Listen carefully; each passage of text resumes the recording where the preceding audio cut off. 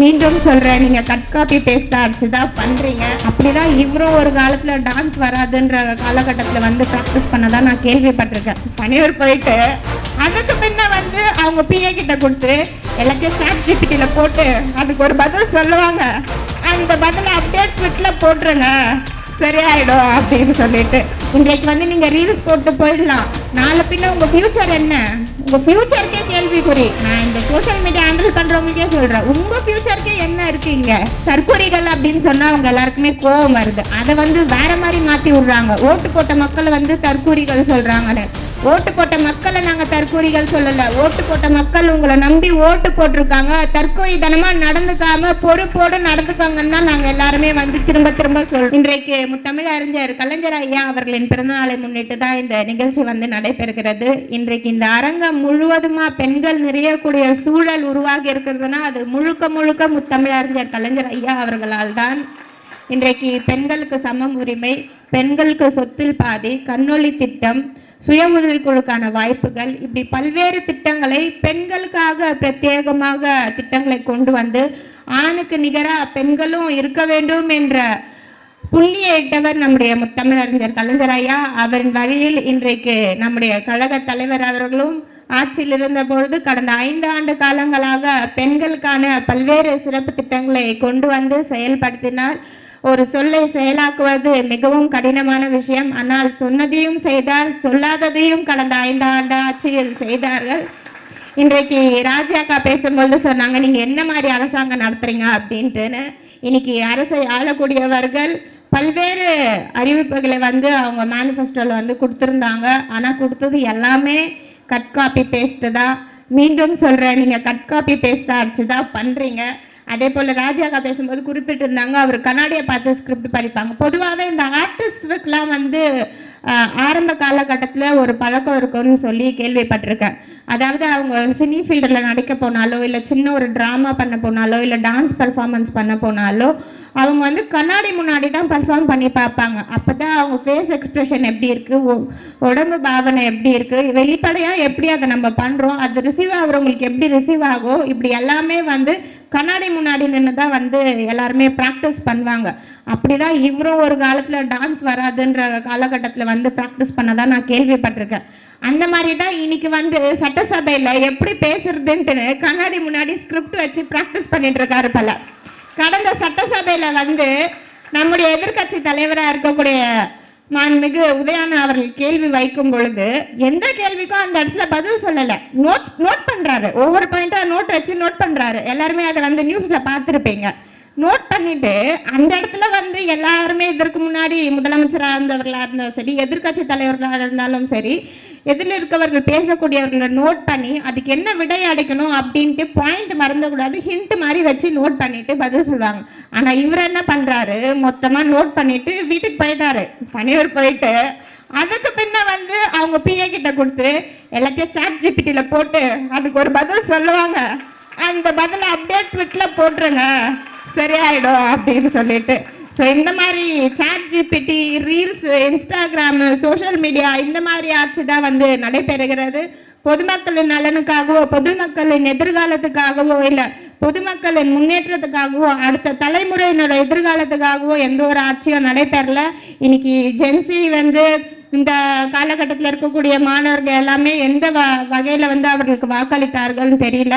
இந்த தலைமுறையினுக்கு வந்து தெரிவிக்கிறேன், அடுத்து ஜென் ஆல்பா, ஜென் பீட்டாலாம் வர இருக்கிறாங்க. அவங்களுக்கு எல்லாம் நல்ல எதிர்காலம் வரணும்னா நீங்க எந்த மாதிரி கொள்கைகளை கடைப்பிடிக்கிறீங்க அப்படின்றதும் ரொம்ப முக்கியமா இருக்குது. இன்றைக்கு வந்து நீங்க ரீல்ஸ் போட்டு போயிடலாம், நாளை பின்ன உங்க ஃபியூச்சர் என்ன? உங்க ஃபியூச்சருக்கே கேள்விக்குறி. நான் இந்த சோஷியல் மீடியா ஹேண்டில் பண்றவங்களுக்கே சொல்றேன், உங்க ஃபியூச்சருக்கே என்ன இருக்கு, இங்க என்ன எதிர்காலம் இருக்கு? இன்றைக்கு தமிழ்நாட்டில் ஒவ்வொன்றுத்துக்காகவும் நீட் போராட்டமா இருக்கட்டும், இந்தி எதிர்ப்பா இருக்கட்டும், இப்படி ஒவ்வொன்றுத்துக்குமே திமுக தான் வந்து எதிர்த்து குரல் கொடுத்துருக்காங்க தமிழ்நாட்டுக்காக. வேற யாருக்கும் இந்த தைரியம் இது வரைக்கும் வந்தது கிடையாது.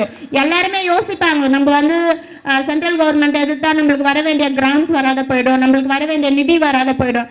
ஆனா நீங்க நிதி கொடுத்தாலும் கொடுக்கலனாலும் நாங்க தமிழ்நாட்டை எல்லா மாநிலத்தோட தலை நோக்கி நிக்க வைக்குவேன்ற வகையில கடந்த 5 ஆண்டு ஆட்சியை வந்து நம்முடைய இந்திய கழக தலைவர்கள் வந்து வழிநடத்தி வந்திருக்கிறார்கள்.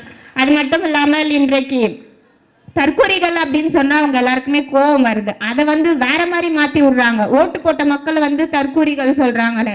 ஓட்டு போட்ட மக்களை நாங்க தற்கூரிகள் சொல்லல. ஓட்டு போட்ட மக்கள் உங்களை நம்பி ஓட்டு போட்டிருக்காங்க. தற்கொலை தனமா நடந்துக்காம பொறுப்போடு நடந்துக்காங்கன்னு தான் நாங்க எல்லாருமே திரும்ப திரும்ப சொல்றோம். அதை நீங்க மாத்தி சொல்றது எந்த வகையிலுமே சரி இருக்காது. இன்றைக்கு நம்முடைய கழகத்துல இருக்கக்கூடிய அனைத்து மகளிர்களுக்கும் ஆட்சி இருந்தாலும் இல்லை என்றாலும் திமுக என்றுமே திமுக தான். கருப்பு சிவப்பு கொடி என்றுமே கருப்பு சிவப்பு கொடி தான். சுயமரியாதை என்பது என்றுமே சுயமரியாதையோடு தான் நாம் அனைவருமே செயல்படுவோம் என்ற வகையில் நாம் அனைவருமே தொடர்ந்து கழகத்துக்காகவும் கழக கொள்கைக்காகவும் நாம் போராடுவோம். அந்த வகையில் இன்றைக்கு பெண்களுக்கு என்றாலே பொதுவாகவே ஒரு பெண் என்றால் வெள்ளையா இருக்கணும், இல்லை மாநிறமா இருந்தால் கூட கருப்பா இருந்தாலும் கலையா இருக்கணும் அப்படின்வாங்க. நீளமான கூந்தல் இருக்கணும் அப்படின்வாங்க. அழகா ட்ரெஸ் பண்ணிக்கணும், இல்லை எப்படி ப்ரொஜெக்ட் பண்ணி. ஆனால் இது எதுவுமே பெண்களுக்கான அழகு கிடையாது. ஒரு பெண்ணுக்கு அழகு இருந்தாலே சுயமரியாதை தான். அந்த சுயமரியாதையை உருவாக்கி தந்தது திராவிட முன்னேற்ற கழகம். இன்றைக்கு அந்த திராவிட முன்னேற்ற கழகத்துல நம்ம ஒரு சின்ன அங்கீகாரமா இருந்தா கூட அதை நம்ம பெருமையா ஒவ்வொரு இடத்துலயும் நம்ம சொல்லணும். அந்த வகையில இங்க வந்திருக்கக்கூடிய அனைத்து பெண்களுக்கும் என்றுமே நம்ம கருப்பு சிவப்பு தான் என்ற வகையில் தெரிவித்துக் கொண்டு வாய்ப்பளித்தமைக்காக நன்றினை தெரிவித்து விடைபெறுகிறேன். நன்றி. இந்த அரங்கத்திற்குள் நான் நுழைந்த போது இங்கே சில சகோதரிகள் என்னை அணைத்து கொண்டு கண்ணீர் விட்டார்கள்.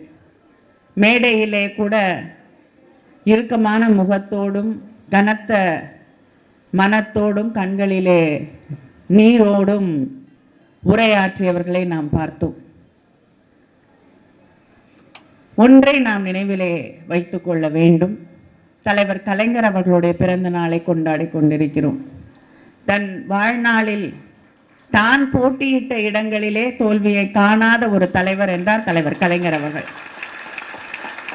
ஆனால் பொது வாழ்க்கையிலே இயக்கத்தின் எத்தனையோ தோல்விகளை தன் தோளில் சுமந்த தலைவர் தான் தலைவர் கலைஞர் அவர்கள். மக்கள் பணியிலே அவர் ஆட்சி பொறுப்பிலே இருந்த காலகட்டத்தை விட ஆட்சி பொறுப்பில் இல்லாமல் எதிர்கட்சியாக பணியாற்றிய காலங்கள் தான் அதிகம். ஆனால் அவர் தன்னுடைய வாழ்க்கையின் தாரக மந்திரமாக கொண்டது, நாம் ஒருவருக்கு நல்லது செய்கிறோம் என்றால் அவர்கள் அதற்காக நன்றியோடு இருப்பார்கள் என்று எதிர்பார்க்க கூடாது. அப்படி இல்லை என்ற காரணத்திற்காக நாம் நன்மைகளை செய்வதை நிறுத்திவிடக் கூடாது. தொடர்ந்து அவர்களுக்காக பணியாற்ற வேண்டியது நம்முடைய கடமை என்று தன் வாழ்நாள் தாரக மந்திரமாக ஏற்றுக்கொண்ட தலைவர் கலைஞர் அவர்கள். அவருடைய பிறந்த நாளை நாம் கொண்டாடி கொண்டிருக்கிறோம்.